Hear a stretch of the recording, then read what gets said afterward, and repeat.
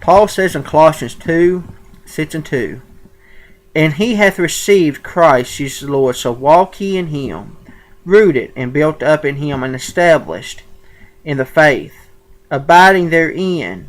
It is God himself who has established us in Christ." Just as justification, we had to cease our own working, and had to accept in faith the promise that God would give us life in Christ. So it is now in the matter of our Christian lives. We must stop the constant striving as one of our words, and establish the connection with Christ more surely.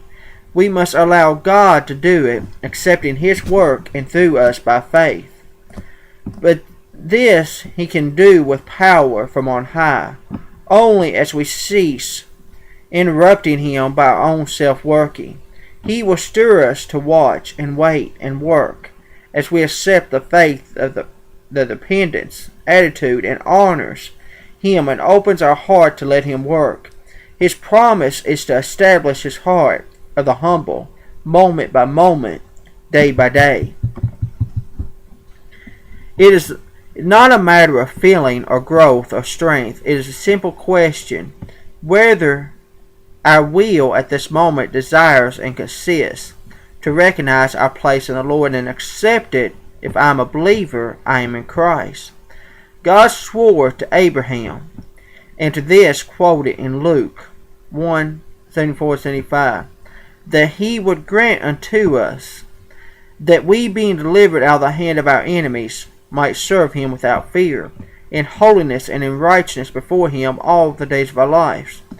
It is to be the unchanging Jesus that will link ourselves as we surrender to him at this moment. It's nothing less than the beginning of the ever-present now, which is the mystery and glory of eternity.